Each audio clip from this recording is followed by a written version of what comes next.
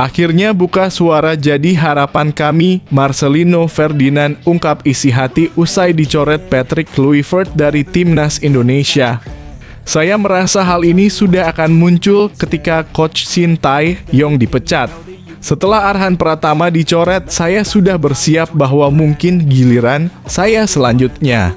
Simak ulasan lengkap Lino dengan nada getir tapi berjiwa besarnya. Kemana nih netizen Harimau Malaya yang biasanya menghina Timnas Indonesia? Sekarang seakan borok Timnasnya dihujat sedunia. Komentar mengejutkan Madam Pang, skandal pemain naturalisasi Malaysia dinilai memalukan, Indonesia justru dipuji.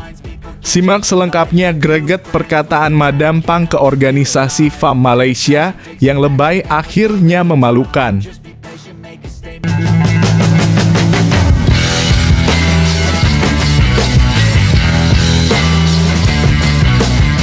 Sebelum kita lanjut ke berita terlengkapnya, alangkah mulianya bagi kalian untuk tekan tombol like dan yang belum subscribe, tolong subscribe channel ini.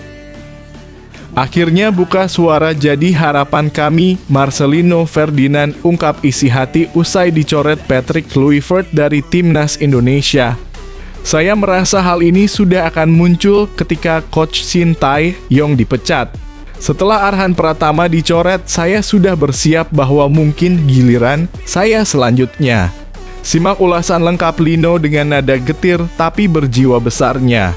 Kabar mengejutkan datang dari skuad Timnas Indonesia.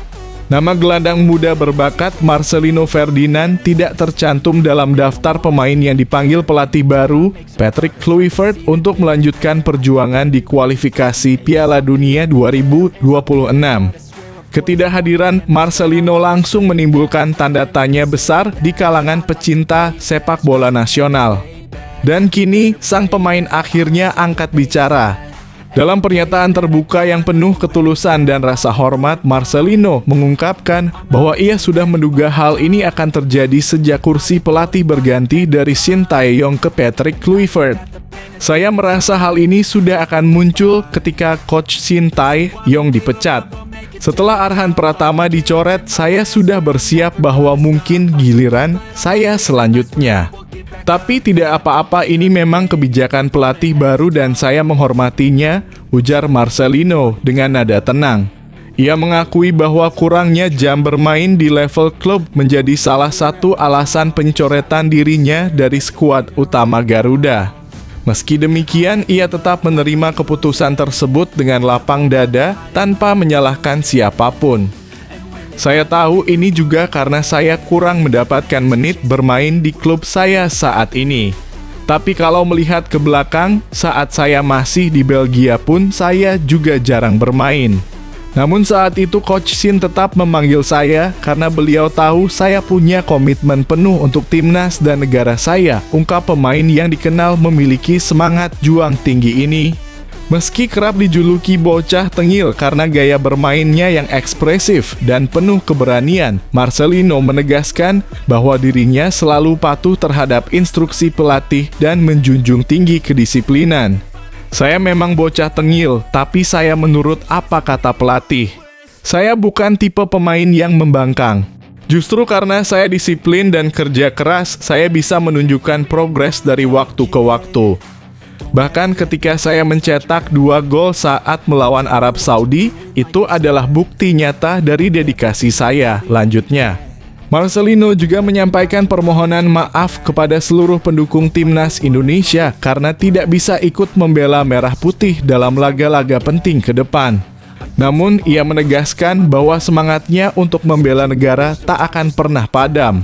Saya mohon maaf tidak bisa bermain kali ini, tapi saya tetap akan mendukung penuh perjuangan teman-teman di Timnas. Semoga mereka bisa sukses dan membawa Indonesia lolos ke Piala Dunia. Itu mimpi kita semua dan saya tetap menjadi bagian dari mimpi itu walau kali ini tidak di lapangan, tuturnya. Sikap terbuka dan penuh kedewasaan yang ditunjukkan Marcelino mendapat banyak pujian dari publik. Di usianya yang masih muda, ia menunjukkan karakter besar sebagai pesepak bola profesional yang memahami realitas dunia olahraga, namun tetap menjaga komitmen pada tim nasional. Di tengah transisi besar yang terjadi di tubuh timnas Indonesia, pencoretan pemain seperti Marcelino memang menjadi risiko yang harus diambil pelatih baru. Patrick Kluivert tampaknya ingin membentuk tim berdasarkan parameter performa terkini di level klub. Namun banyak yang menilai bahwa keputusan ini mungkin terlalu cepat mengingat kontribusi besar Marcelino selama ini. Meski begitu, Marcelino tidak menunjukkan kekecewaan yang berlebihan. Justru ia memberi sinyal bahwa dirinya akan kembali lebih kuat. Ini bukan akhir. Saya akan terus berlatih dan bekerja keras. Saya percaya jika saya fokus dan konsisten, kesempatan akan datang lagi. Yang penting saya tetap jaga sikap, jaga semangat, dan tetap cinta timnas Indonesia, ujarnya. Pernyataan ini menjadi pesan kuat bagi para pemain muda lainnya bahwa mencintai tim nasional bukan hanya soal dipanggil atau tidak, tapi bagaimana terus memberikan yang terbaik bahkan ketika berada di luar lapangan. Dukungan untuk Marcelino pun terus mengalir di media sosial. Banyak netizen yang berharap pelatih Patrick Kluivert tetap membuka pintu untuk pemain seperti Marcelino yang telah membuktikan dirinya layak berada di level tertinggi, baik melalui performa di laga internasional maupun dedikasi di luar lapangan. Kini publik hanya bisa menunggu apakah Marcelino akan kembali ke skuad di masa mendatang. Namun satu hal yang pasti dalam hati para supporter Garuda, nama Marcelino Ferdinand tetap tak tergantikan.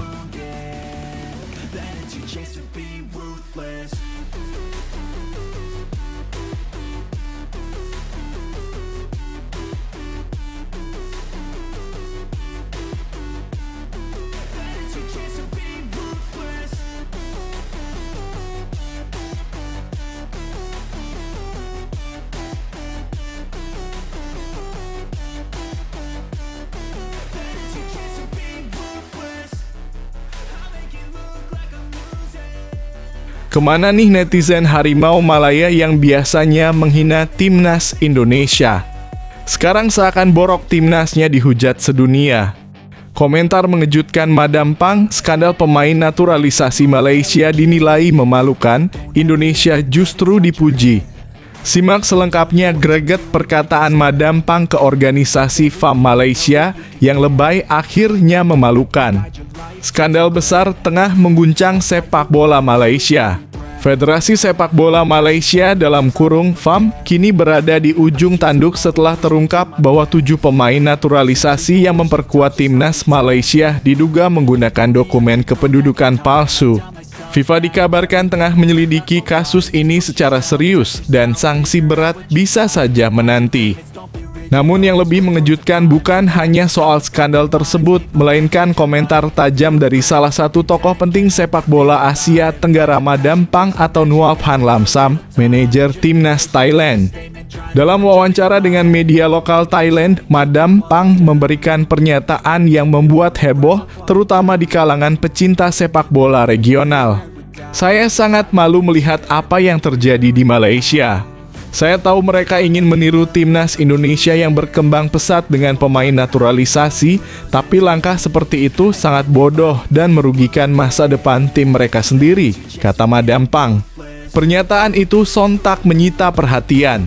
Ini menjadi salah satu kritik terbuka paling keras dari pejabat sepak bola negara tetangga terhadap FAM. Lebih jauh, ucapan tersebut juga menjadi bentuk pengakuan akan dominasi baru timnas Indonesia di kawasan Asia Tenggara. Madam Pang menegaskan bahwa dirinya pun memiliki ambisi membawa Thailand kembali berjaya di pentas Asia. Namun menurutnya semua harus dilakukan dengan cara yang benar dan bermartabat. Saya juga ingin mengejar kemajuan yang ditunjukkan Indonesia. Tapi kami tidak akan mengambil jalan pintas yang berbahaya seperti itu. Memalsukan dokumen hanya demi mempercepat proses penguatan tim adalah kesalahan fatal. Kami tahu risikonya dan kami tidak sebodoh itu, ujarnya. Kasus pemalsuan dokumen naturalisasi ini jelas memberikan tamparan keras bagi FAM. Jika terbukti bersalah, Malaysia tidak hanya akan kehilangan pemain-pemain kunci, tetapi juga bisa menghadapi sanksi berat dari FIFA, termasuk larangan tampil di ajang internasional. Sementara itu, Indonesia terus menjadi sorotan positif. Transformasi besar-besaran yang dilakukan PSSI dalam beberapa tahun terakhir berbuah manis. Timnas Indonesia kini tampil meyakinkan di kualifikasi Piala Dunia 2026 dan hampir dipastikan melangkah ke babak penentuan bulan depan. Indonesia sekarang jauh lebih baik dari kami. Bahkan kami di Thailand merasa tertinggal. Mereka hampir lolos ke Piala Dunia. Itu pencapaian besar. Tapi kami tidak akan mencoba menyaingi itu dengan cara yang keliru, ucap Madam Pang dengan nada serius. Pengakuan ini menjadi bukti bahwa dominasi Indonesia kini tak bisa dianggap remeh.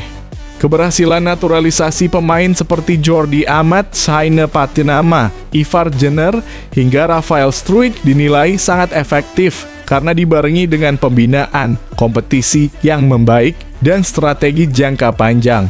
Madam Pang menambahkan bahwa keberhasilan Indonesia tidak datang secara instan.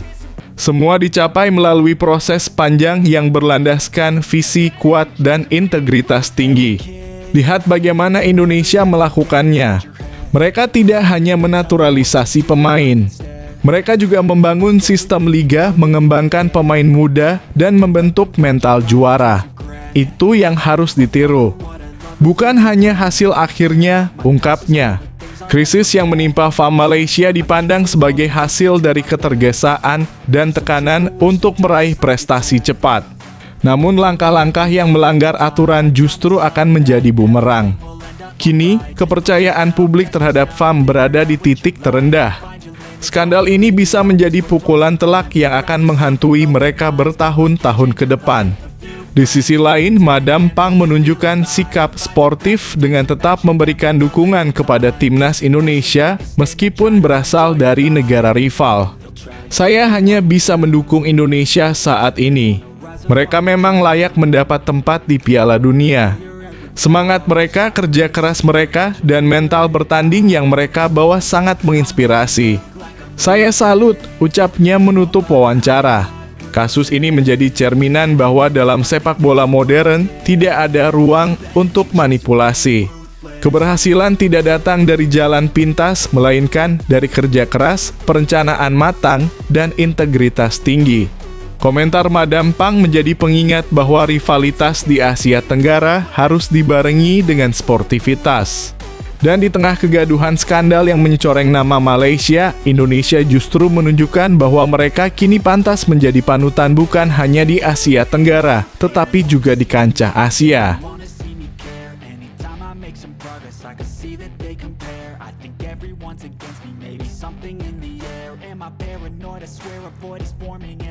I walk a straight path, not many can say that. I like to play fast, cross me and there's payback. You better pray that I don't see your face at any place that I go. I know you hate that. I've been doing fine, I'm not wasting any more time. I live for the fight and the climb, and I think that the pain that's deep inside is what defines. So I won't give up, I'm gonna make it to the top. I don't care what's in my way, I swear I'm never gonna stop. I could fall flat on my face and I swear I will get back up. Cause I don't deserve a thing and the road ahead is tough. They'll try to kick you while you're down. They wanna rise up while you drown.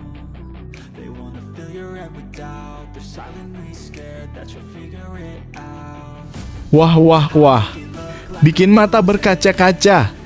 Janji tegas Rizky Ridho jelang kualifikasi Piala Dunia, jadi harapan kami bukan unggulan, tapi akan bertarung sampai titik darah penghabisan. Janji saya pada Shin Tae-yong dan negara Indonesia menjadi cambuk buat saya. Simak penjelasan lengkap Bang Ridho jelang kualifikasi ronde 4 bulan depan. Menjelang ronde keempat kualifikasi Piala Dunia 2026 zona Asia yang akan berlangsung bulan depan, Timnas Indonesia mulai mempersiapkan diri menghadapi tantangan terbesar mereka dalam beberapa tahun terakhir. Di tengah sorotan tajam terhadap kesiapan tim dan transisi kepelatihan dari Shin Tae-yong ke Patrick Kluivert, sebuah pernyataan emosional datang dari bek muda andalan, Rizky Ridho. Pemain berusia 23 tahun ini menyampaikan janji yang begitu menyentuh sekaligus membakar semangat. Sebagai salah satu nama yang konsisten mengawal lini belakang Garuda dalam beberapa tahun terakhir, Ridho mengungkapkan bahwa ia masih memegang teguh janji lamanya kepada pelatih Shin Tae-yong meski kini ia berada di bawah arahan pelatih baru. Saya berjanji akan bermain semaksimal mungkin. Saya masih memegang janji saya kepada mantan pelatih Shin Tae-yong harus bermain sebaik mungkin siapapun pelatihnya. Yang jelas ini soal tanggung jawab saya untuk negara saya Indonesia dan para pendukung setia timnas, tegas Ridho dalam sebuah wawancara resmi tim. Pernyataan ini langsung menjadi viral dan menyentuh hati para pendukung timnas. Banyak yang terharu melihat konsistensi dan dedikasi Ridho terhadap merah putih. Dalam dunia sepak bola yang sering diwarnai isu ego dan kepentingan pribadi, sosok Ridho tampil sebagai simbol loyalitas dan komitmen sejati untuk bangsa. Bukan favorit, tapi penuh semangat di ronde keempat nanti. Indonesia akan berada satu grup dengan Arab Saudi dan Irak, dua tim raksasa Asia yang sudah kenyang pengalaman tampil di turnamen besar, termasuk Piala Dunia. Secara kualitas, kekuatan, dan sejarah Indonesia jelas bukan favorit. Namun menurut Ridho, justru status underdog inilah yang membuat skuad Garuda lebih lapar dan lebih berani. Kami sadar kami tim underdog dan bukan unggulan. Tapi kami akan bermain sepenuh hati hingga titik darah penghabisan. Kami tidak akan menyerah sebelum peluit akhir berbunyi, lanjutnya dengan nada penuh keyakinan. Ridho menegaskan bahwa setiap pemain dalam skuad Indonesia membawa semangat juang yang tak bisa diukur dari statistik. Mereka sadar akan keterbatasan baik dari segi jam terbang internasional maupun kedalaman skuad, namun mereka percaya dengan kerja keras, taktik yang tepat, dan dukungan penuh dari supporter, kejutan bisa saja terjadi. Kita tentu belum lupa bagaimana Indonesia berhasil menembus ronde ketiga kualifikasi, sebuah pencapaian yang belum pernah diraih sebelumnya dalam sejarah modern sepak bola nasional. Saat itu Ridho dan kolega tampil solid dan menunjukkan semangat pantang menyerah meskipun banyak yang meragukan. Kini tantangan yang dihadapi jauh lebih berat. Namun Ridho percaya dengan persatuan dan semangat kolektif, Indonesia bisa kembali membuat sejarah. Adaptasi bersama Patrick Kluivert setelah resmi berpisah dengan Shin Tae-yong, PSSI menunjuk Patrick Kluivert sebagai pelatih kepala timnas Indonesia. Keputusan ini sempat menimbulkan pro dan kontra, terutama karena perbedaan gaya kepelatihan dan minimnya waktu persiapan jelang babak krusial.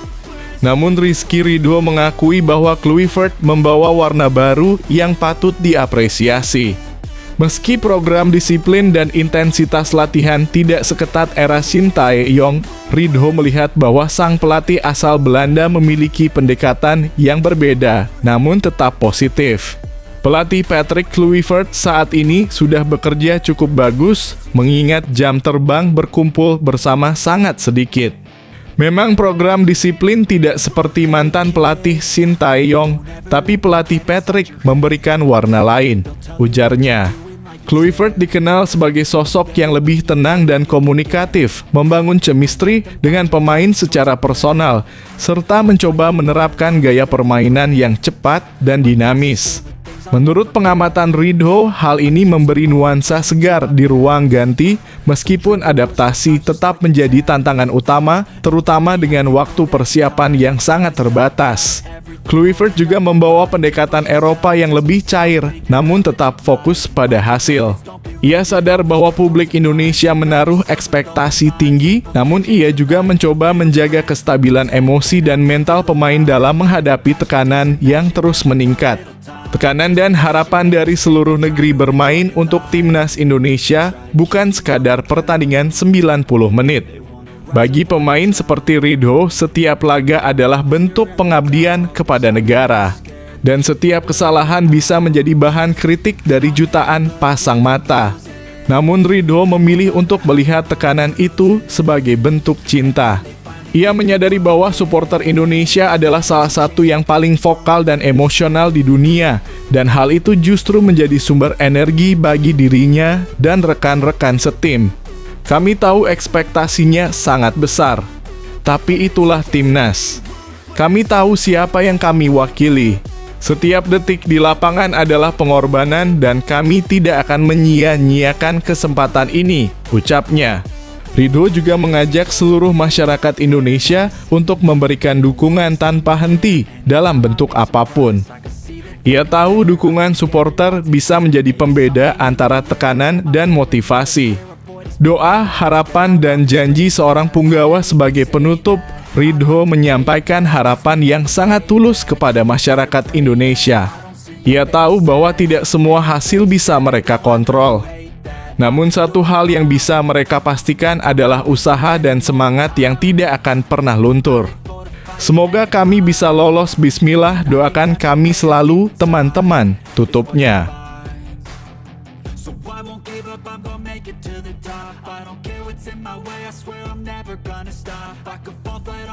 And I swear I will get back up, 'cause I don't deserve a thing, and the road ahead is tough.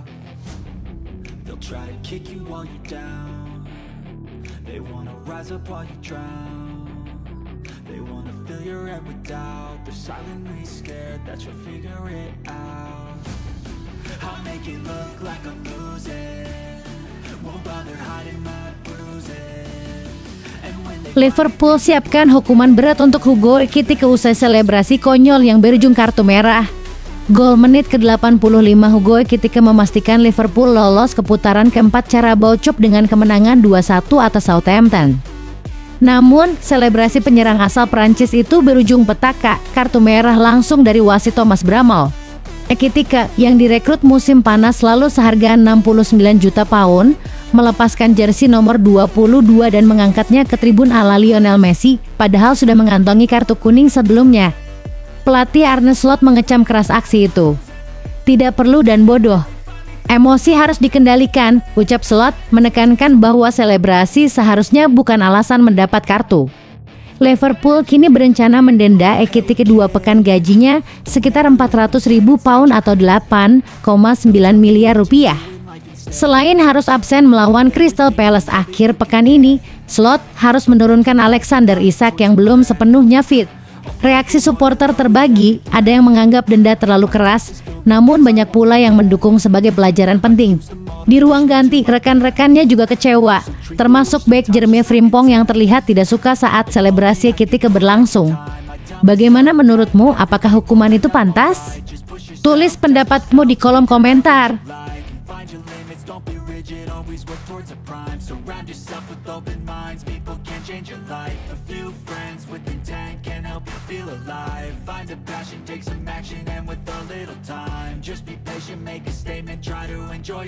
Arsenal incar langkah berani rekrut bintang Liverpool setinggi 190 cm, namun Chelsea ikut-ikutan. Persaingan panas di bursa transfer kembali memanas. Arsenal dan Chelsea dilaporkan tengah memantau situasi bek Liverpool, Ibrahima Konate, yang kontraknya akan habis pada akhir musim ini. Menurut jurnalis Graham Bailey, kedua klub London tersebut telah diberi sinyal oleh perantara bahwa Konate bisa tersedia di musim panas mendatang. Sejak bergabung dari RB Leipzig pada 2021, Konate menjadi andalan lini belakang Liverpool. Ia tampil impresif di final Liga Champions 2021/22 dan tetap jadi bagian penting dari skuad Arne Slot musim ini. Namun, negosiasi perpanjangan kontraknya dikabarkan mandek, membuka peluang bagi klub lain untuk bergerak. Arsenal sebenarnya sudah menambah kekuatan lini belakang dengan Piero Hincapié dan Christian Mosquera. Sementara itu, Chelsea mengalami krisis bek tengah pasca cedera serius Levi Colwill membuat kebutuhan akan sosok seperti Konate semakin mendesak. Bek setinggi 190 cm ini telah membuktikan diri di Premier League dan bisa jadi rekrutan besar bagi siapapun yang berhasil mengamankannya. Real Madrid dan Bayern Munchen juga mengintai, namun Liverpool tetap optimistis bisa mempertahankannya. Menurut kamu kemana sebaiknya Konate berlabuh jika akhirnya meninggalkan Anfield? Arsenal, Chelsea, atau justru keluar Inggris? Tulis pendapatmu di kolom komentar. Cause I don't deserve a thing, and the road ahead is tough. They'll try to kick you while you're down. They wanna rise up while you drown. They wanna fill your head with doubt. They're silently scared that you'll figure it out. I'll make it look like I'm losing. Won't bother hiding my bruises. And when they finally think you're wounded, then it's your chance to be ruthless.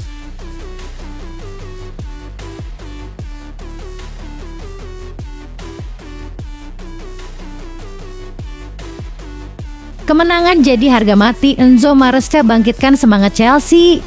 Menjelang laga pekan ke-6 Premier League kontra Brighton, Sabtu, dalam kurung 27 September 2025, pelatih Chelsea Enzo Maresca mengobarkan semangat para pemain dan supporter. Usai kekalahan dari Manchester United, The Blues bangkit dengan kemenangan tipis atas Lincoln City di Carabao Cup. Kini, Maresca ingin momentum itu berlanjut di Stamford Bridge, kandang yang belum mereka mainkan selama hampir sebulan. Kami akan bermain di kandang bersama para penggemar kami. Kami membutuhkan mereka. Di Stamford Bridge kami kuat dan harus terus seperti itu, ujar Maresca kepada media internal klub. Laga ini menjadi sangat penting karena Chelsea saat ini duduk di peringkat 6 klasemen. Kekalahan bisa memperberat langkah mereka menghadapi Liverpool pekan depan dan menjauh dari persaingan tiga besar. Apalagi, Chelsea juga akan menjamu Benfica di Liga Champions di antara dua laga berat tersebut. Meski Brighton 2 kali mengalahkan Chelsea awal tahun ini, semua itu terjadi di kandang Brighton. Saat terakhir kali mereka bertemu di Stamford Bridge dalam kurung September 2024, Chelsea menang meyakinkan 4-2. Dengan Robert Sanchez kembali dari skorsing dan Maresca siap turunkan starting XI terbaiknya, mampukah Chelsea mengamankan 3 poin? Bagaimana prediksi kalian untuk laga ini? Tulis komentarmu di bawah. They wanna fill your head with doubt. They're silently scared that you'll figure it out. I'll make it look like I'm losing. Won't bother hiding my bruises. And when they finally think you're wounded, then it's your chance to be ruthless.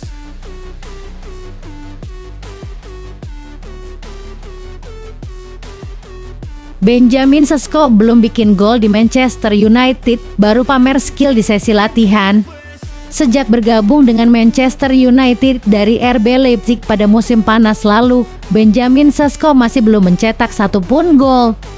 Namun, jelang laga akhir pekan kontra Brentford, penyerang 22 tahun itu memamerkan skill menarik di sesi latihan. Hingga kini, Sesko telah tampil dalam 6 laga bersama Setan, merah 5 di Premier League dan 1 di Carabao Cup dengan total 295 menit bermain. Menurut data Watchtoret dan Goal.com, ia baru melepaskan 5 tembakan, dalam kurung 1 mengarah ke gawang, 8 sentuhan di kotak penalti lawan, dan memenangi 9 duel udara dari 17 percobaan. Meski kontribusinya di laga resmi masih minim, dalam sesi latihan terbaru, Sesko menunjukkan kualitasnya. Dalam video yang dibagikan akun media sosial klub, ia terlihat melakukan tendangan gunting spektakuler, sinyal bahwa kepercayaan dirinya masih terjaga. Akhir pekan ini, Sesko berpeluang tampil sebagai starter saat Tempo menghadapi Brentford, Sabtu, dalam kurung 27 September 2025. Fans tentu berharap gol pertamanya segera datang dan ia bisa jadi solusi tajam di lini depan. Menurut kamu, apakah Benjamin Sesko hanya butuh waktu lebih atau justru belum cocok dengan gaya main Erik ten Hag? Yuk, tulis pendapatmu di kolom komentar.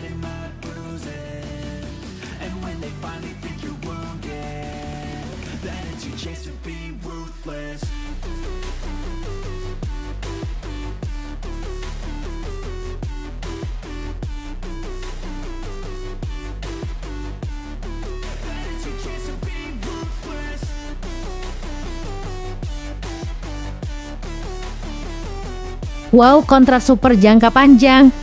Manchester City segera perpanjang kontrak jangka panjang Savinho hingga 2031. Manchester City dikabarkan hampir merampungkan perpanjangan kontrak jangka panjang untuk winger muda Savinho yang akan membuatnya bertahan di Etihad hingga 2031. Pemain asal Brasil ini sejatinya masih terikat kontrak hingga 2029, namun pembicaraan kontrak baru berjalan cepat dalam beberapa pekan terakhir. Langkah ini diambil hanya beberapa bulan setelah Tottenham Hotspur mencoba merekrut Savinho dengan tawaran mencapai 50 juta pada bulan Agustus lalu. Meski sempat terbuka pada kemungkinan pindah, City tegas menolak dan tak berniat menjual sang winger. Setelah sempat absen di awal musim karena cedera, Savinho kini mulai kembali bermain dan mencetak gol pertamanya musim ini saat City mengalahkan Huddersfield Town 2-0 di ajang Carabao Cup. Musim lalu, ia tampil impresif dengan 48 penampilan, 3 gol, dan 13 assist di semua kompetisi. Didatangkan dari Troyes pada 2023 setelah mencuri perhatian bersama Girona, dalam kurung 11 gol dan 10 assist, Savinho kini sudah mengoleksi 13 caps bersama timnas Brasil. City melihatnya sebagai bagian penting proyek jangka panjang klub. Menurut kalian, apakah Savinho layak menjadi salah satu pilar masa depan City? Tulis pendapatmu di kolom komentar.